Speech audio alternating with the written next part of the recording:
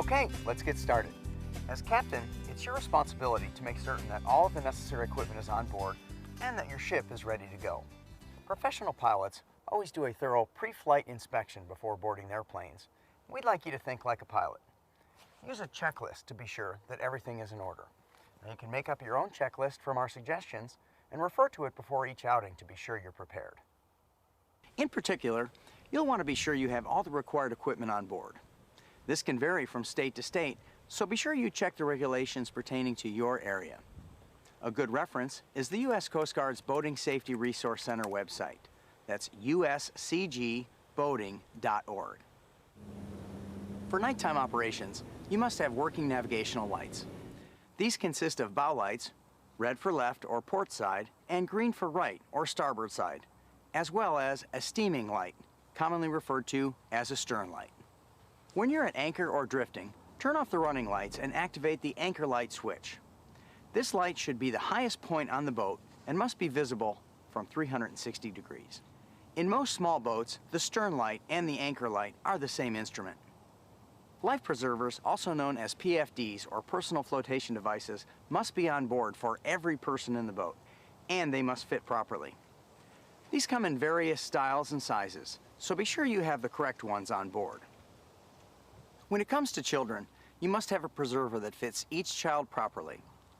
Federal regulations require children under 13 wear an approved PFD at all times when the boat is underway, but state and local laws might be more specific, so be sure to check with your local boating authority. Every boat over 16 feet, except canoes and kayaks, must have an approved Class 4 throwable device. The most common is a cushion. Remember, this does not count as a PFD, and again, it must say approved on it.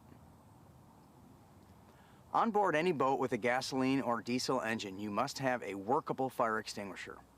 Workable means it has not gone past its expiration date, or the indicator needle must be in the green area. There are also regulations pertaining to the proper size and type for your particular boat, so be sure to ask your dealer exactly what you need. Another requirement is that you have on board an approved signaling device. The very minimum requirement is a horn or a whistle. Flares are required under certain conditions, both day and night, generally on a large body of water, the Great Lakes and open ocean. Flares can be dangerous though. Make sure they are stowed out of the reach of little hands, and be sure to study the warning labels. Flares will have an expiration date, so be sure to check them, and treat a flare just like you would treat a gun. Never point one at persons or other boats. Keeping everyone's safety and comfort in mind, we also recommend that you carry the following items: a first aid kit, an anchor and anchor line, a paddle or other forms of propulsion. Your trolling motor works fine for this. A tow line, a VHF radio, a cell phone, waterproof flashlight, spark plugs and plug wrench, manual bailer, some spare parts including fuses, a basic toolkit. It's also a good idea to carry an extra supply of water and food that can be easily stored just in case you get stranded for any reason.